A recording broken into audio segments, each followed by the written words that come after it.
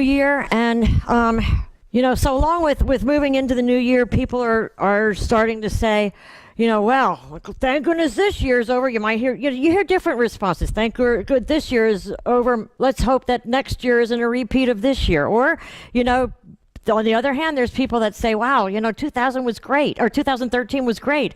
Let's hope 2014 is just as good. Different, you hear different variations of how people are looking at the last year and moving into the new year. And as we move into the new year with Unity, we look at the burning bowl ceremony, we look at releasing what we don't need anymore, we look at making affirmations for the new year. And I love this last line here. It's not always pleasant to tear down old brick and mortar, but when the new structure begins to grow up, there is rejoicing. That's the thing. Next week we'll be doing things to tear down the brick and the mortar, to release things. But, so much needs to be said about releasing and moving forward and stuff that it can't all be said next week while we do the ceremony. So I want to kind of, in preparation for the burning bowl ceremony, talk about, really, really thinking about the statements that we make about the last year, what we're looking forward to this year, etc., and the tenets of the tenets of Unity. And I love when these candles were being lit, they were all what Unity believes in. Gratitude for what we have, sharing the light, optimism and faith for a future. It's all what Unity believes in. So when we look at last year, are we saying, thank goodness that year is over, I don't want that year repeated? Or there's situations or whatever that we're thinking about that. And as we say that, are we saying, and I helped create that? I like when Tony Robbins says, when you're all excited about something, when something good happens in your life, you say, yeah, I did that. But when something not good happens in your life, are we able to say, well, I did that. I did that too. In a way, in a loving way, not to put blame or self-criticism or whatever, but to take responsibility to move on and change. And, one of Unity's main basic principles is how we create our own reality, how we create our own life. And it's been so blatant to me recently with different things that are going on in my life, and, people that call on me and, things like that. There's a couple, when we do the burning bowl, we symbolically let go of things that we want to release. But do we really realize, is it really sunk in, that our life is really all symbolism of our consciousness, of where we are in our consciousness? Everything out here is a symbol of what's in here and what's in here. And I really think that sometimes we have a hard time grasping that it is really a reflection of consciousness. And how do we move forward when there's things in our life that we don't like? And how did we create what we are at before? And thinking about that, there's three different things that we have to do to be able to move forward. And that's number one, awareness. Awareness that we do create our own reality. Awareness that our thoughts do create material. An awareness of the power that we have to co-create.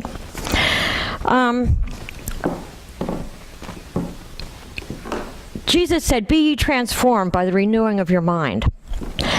It's becoming aware that what we are saying and what we are doing is creating our reality. When something happens in our life, we have a quote, problem. What do? We try to figure it out, right? We take it upon ourselves to figure out what the answer is. And a lot of times we try all these different things.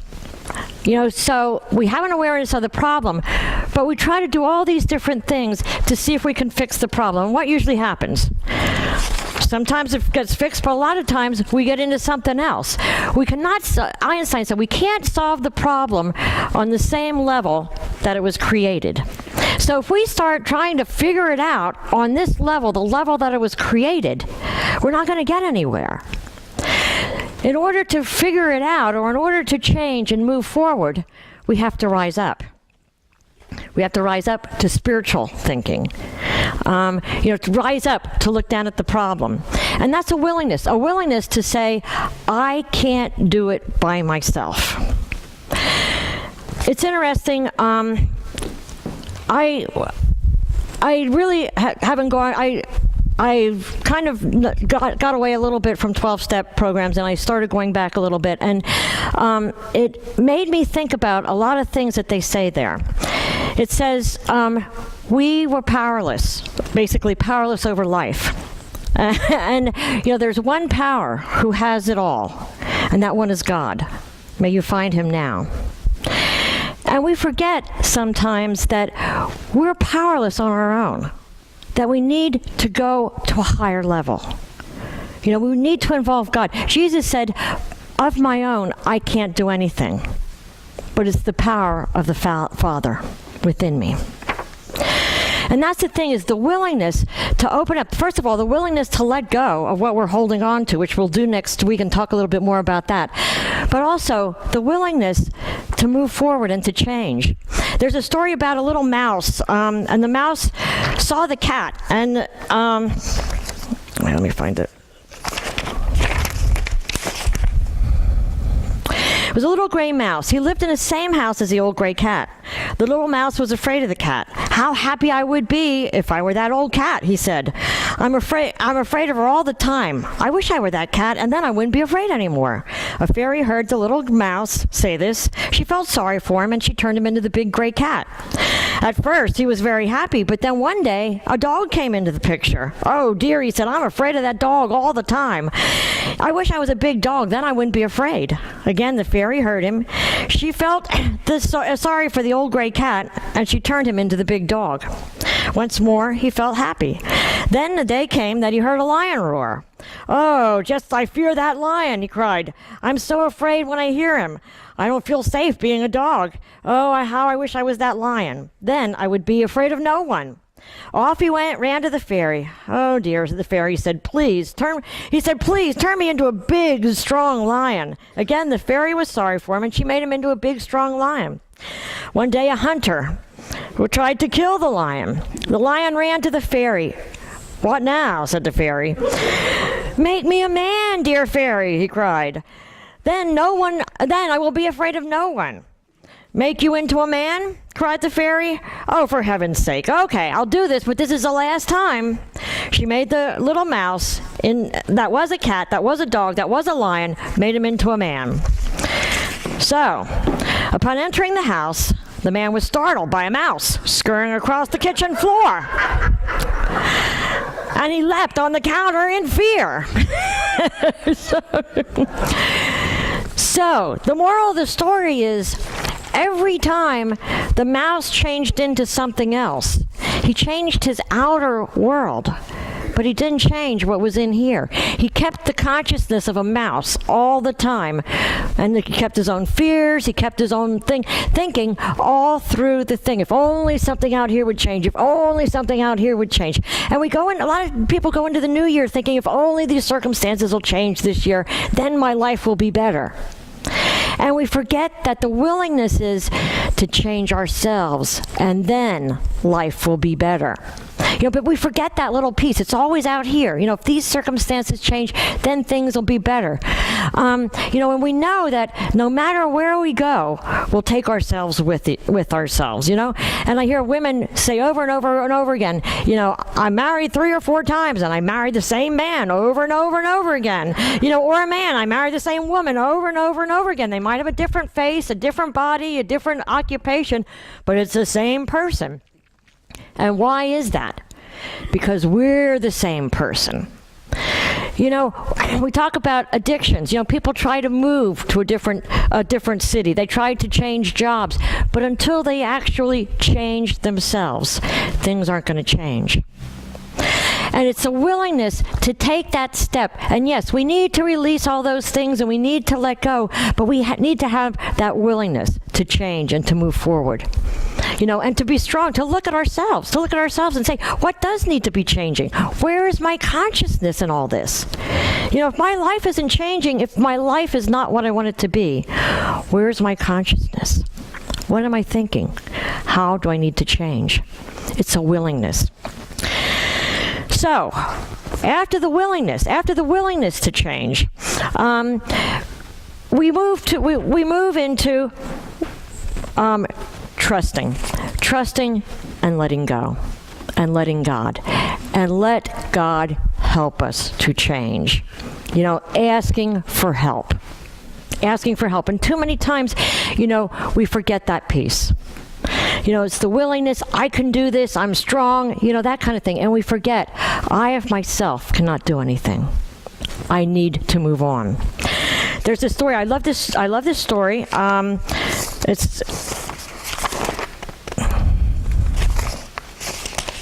Wait. I'm going to let you think about what you could do. I know it's in here.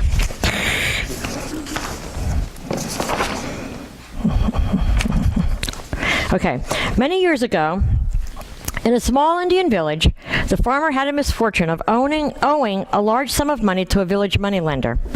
The moneylender, who was old and nasty, fancied the farmer's beautiful young daughter, so he proposed a bargain. He would forego the farmer's debt if he could marry the farmer's daughter. Both the farmer and the daughter were horrified by the proposition and said no. So the cunning moneylender suggested that they let Providence decide the matter. He told them that he would put a black pebble and a white pebble into an empty money bag. Then the girl would pick out one pebble from the bag. If she picked the black pebble, she would become his wife and her father's debt would be forgiven.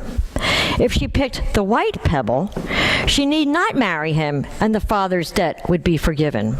But if she refused to pick a pebble at all, her father would be thrown into jail and still owe the money.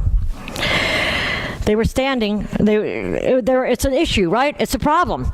They come to a dilemma. They were standing on the pebble-strewn path in the farmer's field. As they talked, the moneylender bent over and picked up 2 pebbles. As he picked them up, the sharp-eyed girl noticed that he picked up 2 black pebbles and put them into the bag. He then asked the girl to pick a pebble from the bag. Remember, if she picks the black pebble, she's marrying him, and the father's debt is forgiven.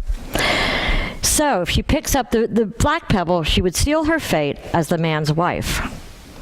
So, can you imagine standing there in the field, you're the girl, knowing what's going to happen. So what choices do you have? You have 3 possibilities, basically, right? The girl should refuse to take a pebble.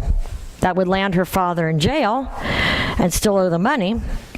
The girl should show that there are 2 black pebbles in the bag and expose the moneylender as a cheat, which would have unforeseen negative consequences. You can bet on that one. The girl should pick a black pebble and sacrifice herself in order to save her father from his debt and imprisonment, which would lead to her life in misery. So, if you were in that situation, how would you figure out that problem? Expose him. Distract him, take him away.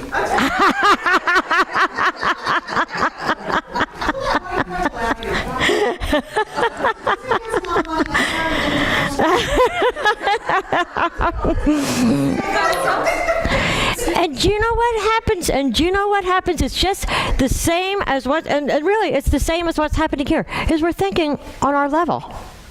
Right? We try to figure out a problem that arises on our level. And, she knew she couldn't figure out the problem. It's like, oh my God, here I am. What am I going to do? I can't figure this out. No way is a good way. So she knew that. She stopped and she said a prayer. Guide me and show me how I can get out of this. It doesn't look like there's a way possible in this realm, on this level of thinking. She took a minute, meditated, put her hand in the bag, pulled out a pebble, and all of a sudden it slipped right out of her fingers. Within a matter of seconds, she became aware that none of the obvious things would produce the result that she wanted. She took a breath in willingness to let go, and simply in the blink of an eye, she trusted God of her understanding to show her another way. And with that, she put her hand into the money bag and drew out a pebble. But without looking at it or letting anyone see it, it slipped out of her fingers onto the pebble-strewn path, where it immediately became lost among the other pebbles. And think what's going to happen now. "Oh, how clumsy of me," she said. "We'll never find it now. But never mind. If you look into the bag for the one that is left, you will be able to see which pebble I selected." Since the remaining pebble is black, it could only be assumed that she had picked the white one. And since the moneylender dared not admit his dishonesty, the girl changed the outcome of a seemingly impossible situation. New ways of thinking, new internal conversations, and then new results really always happen. They happen quickly when we are aware, willing, and we let go and let God. And a lot of times, we get into this thing that we forget that last piece.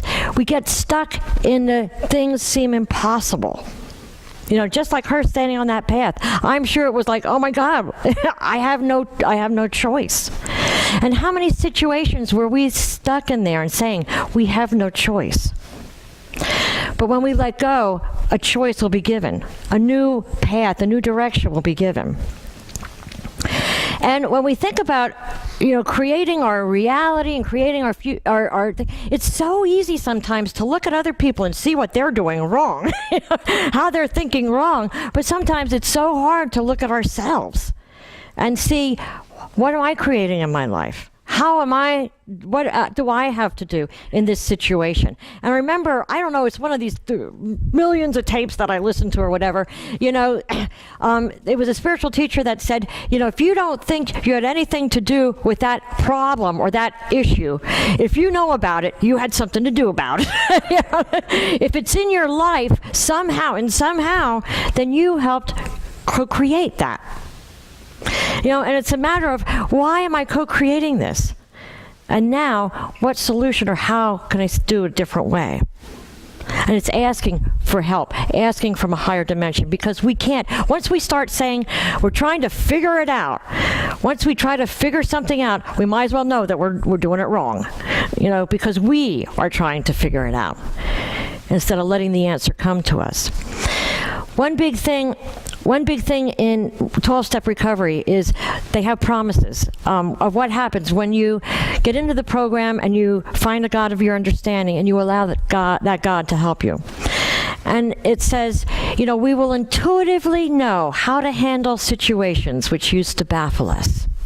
We will know that God is doing for us what we could not do for ourselves. I think, wow, that's really powerful when you think about that. We will intuitively know how to handle situations that used to baffle us. And what's intuition? It's God's way of speaking to us. Just like on Christmas Eve, we talked about angels. Angels are ideas. Angels are intuition. Angels are those people that give us statements like, oh, wow, that's awesome. Never thought about that. They come in different ways. But we will intuitively know how to handle situations. But to be able to intuitively know how to handle situations, we have to be aware that we're creating this problem on this level. And we do have something to do with it. We have to be willing to let go our ideas, our beliefs, that conscious thought, whatever created that problem. We have to be willing to ask God to help. And then we have to trust. And once we do those all in three simple steps. It sounds like all in three simple steps. Once we do those three simple steps, we'll see how life can change. Because just as that girl picked out the pebble and dropped it without even thinking about it, that's how things flow. And that's how life is supposed to flow. It's just we always put the wrench in the mechanism, by what we're doing. And I was called about a people having a marital scuff or whatever. And it was very interesting because, he's saying, well, I know every time I come home I'm going to be bitched at. I know that when I do this I have fun and I don't have fun at home. What is he creating? Being bitched at. So when he comes into the door, he's in a mind frame that he's defensive already. He's in a mind frame that, he's not going to have any fun there. So, his thinking is creating part of that problem, And then she's saying, well, I get mad at him because he doesn't do anything. And he's like, well, I do a lot of things. You just don't see them. Gee, when she's saying, you don't do anything, so that makes me mad, what is she focusing on? He's not doing anything. So when he does something, what does she see? She doesn't see it. And it's those things, those simple things, that when we realize we are creating it, and we're all creating that out of our humanness, out of our human thinking. Because when we think spiritually, when we think higher, on the higher realm, it's good, thinking good. The reading that Tony read from Charles Fillmore, pronounce every experience good and of God. And by that mental attitude, you will call forth only the good. So when we think about how am I going to let it go? How do I let it go? How do I let it go? How do I ask for to see something better? You start looking at that whole situation differently. Pronounce it good. Know that something good is going to come out of it. And that's when we'll start seeing it, because we see what we look for. I just read this quote like yesterday. Dalai Lama says, sometimes the thing that seemed to go all wrong, the thing you didn't get, was the biggest blessing. Yeah. Yep. It's yep. Yeah. And I remember one of the first weddings that I did, the guy said, so, you're a minister and you do these weddings and stuff like that. What kind of, if you could say marital suggestion, like in 1 or 2 lines, what would you say? And I'm thinking, oh my God, I'm divorced. What was he asking me for? I'm not going to give any good advice on weddings, marriages. And yeah, buddy, you're in for it. You're in the long haul now. You're on your own. I do the ceremony. You're on your own now. But what came to me, and it wasn't me, because I knew I didn't want to say what I wanted to say. But and it came to me, and it came out of my mouth, but it wasn't from me. I said, you know what? Always focus on the best in each other. Focus on what you love, because that's all you're going to see, and that's what grows. And just like this couple yesterday, they started focusing on things they didn't like. And once they start focusing on things they don't like, they're going to have more of it. And, that's what we do when we start thinking on this plane. We get into these problems, we try to figure it out, we focus on what we don't like, and we bring more of it to us. Instead of going back to the good, to the love, and knowing that no matter what, in that situation, there's something good. I remember Sharon Marquardt saying to me, Nancy, no matter what you look for, you're going to see. If you look for the good in a situation or a person, you're going to see it. If you look for the bad in that same person or situation, you're going to see it. It's a matter of what Charles Fillmore said, calling forth the good. And, next week we're going to do the burning bowl, and we're going to talk about releasing and what we should be releasing and stuff like that. But I also wanted to talk a little bit more and put more emphasis on also is as we move into the new year, calling forth the good. In any situation that we didn't like in 2013 or whatever, is calling forth the good in that situation. Seeing things differently. We have to see it to believe it. I mean, we say we have to see it to believe it. No, we have to believe it before we see it. One of the other slogans in AA is fake it till you make it. Act as if, act as if, and then you will become that. But all of those things go along with, calling forth the good and realizing that we are responsible. We are responsible to call out the good. We're starting this happiness project in Reading. To call forth the good in Reading, because there's plenty of it. It's just there's so much focus on the poverty, the education, the crime, that kind of thing. It's a matter of calling forth the good, because we're not gonna fix it by more police. We're not gonna fix it by war on this and that kind of thing. We're not gonna fix it on this level. We have to rise up and fix it. Through the power of God, and to remember we have that power, but that power is not ours. That power's not ours. We get that through the power of God. Even Jesus said, I of myself can do nothing. It's when we open ourselves up and ask, and we truly will receive.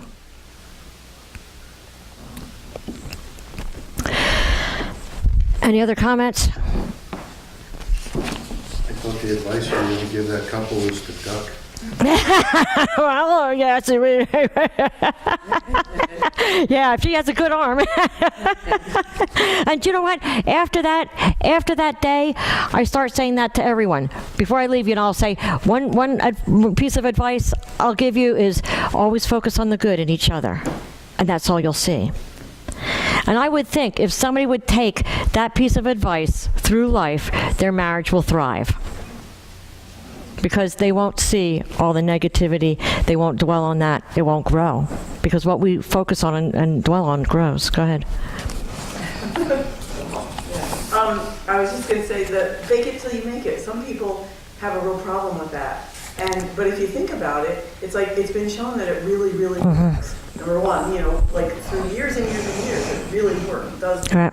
People who are, could be in one completely opposite position, but if they really can grasp that and do it, they do. They rise out of it. Yeah. And what struck me is that for the first time ever, though, the way I looked at it just now when you were talking is it's really about exactly what we believe in unity, and it's being able to see in the outer or seeing the godliness in yourself. Yeah. So you're really not faking it. Right. It's just an expression. We call it that. Fake it till you make it. Really, it's just be the godliness or be the good that you want to see, and then you'll be it. Thanks for bringing that out, because it is. It's already in. We're just bringing it out in ourselves and in others. And when we say about calling the good or calling forth the good is already there. It's not like we're creating that good. It's already there. It's just that you didn't recognize it. Exactly. All you're Yeah. thinking is the fact that, you didn't recognize it before. So fake like you do recognize it, and you will. Yeah. Yep, exactly. Thanks. Instead of fake it till you make it, you could say, instead, acknowledge the truth. Because the truth is, we are all God. Yep. Yep. Everything I need is within me. Yep. And how easy it is, though, when we get into our muck, to forget that. And that's the thing, is to remember. Remember who we are, and remember to go back to the basics.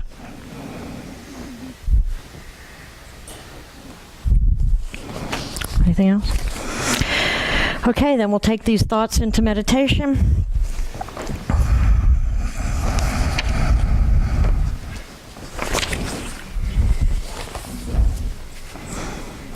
I ask you to get comfortable in your seats. And before you close your eyes, focus on the lights of the tree. It's beautiful. See that light of the light of God. And as you focus on those, you'll see all those lights merge into one. One huge, bright light. And know that you are a part of that huge, bright light. I invite you to close your eyes and get comfortable. Feel the heightened energy of the season still remaining. The feeling of love, of sharing. The excitement of going into a new year.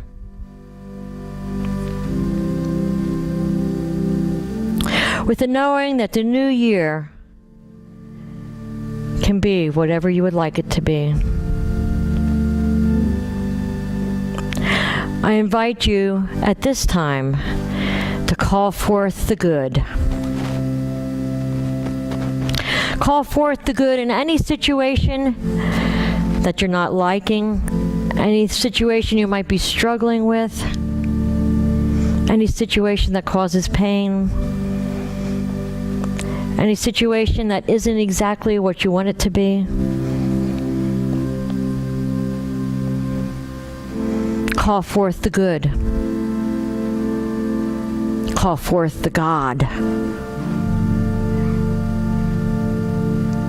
See those God attributes in that person, in that situation.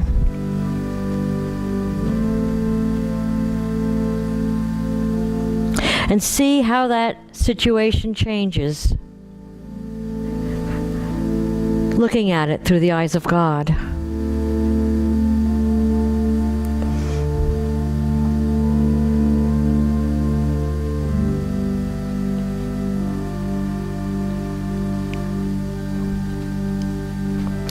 I ask you to think about the new year coming forward and call forth the God for the new year. See God in worldly situations. See God in your home. See God in your community.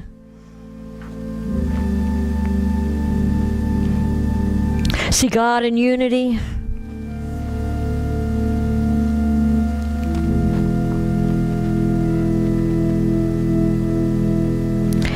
See God in the world.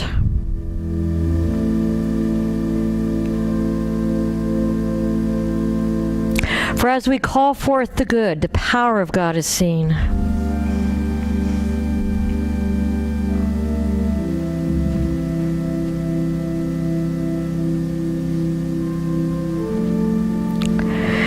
Make a commitment to be open and aware of circumstances in your human life. Be willing to transcend the humanness into a spiritual domain.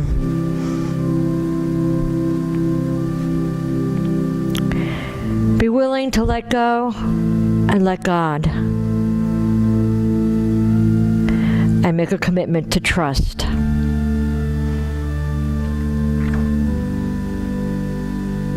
And know that as you ask, so it is given.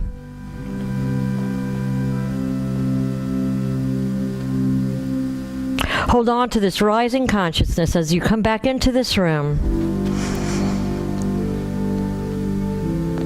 knowing that all is good in my life. And so it is. Amen.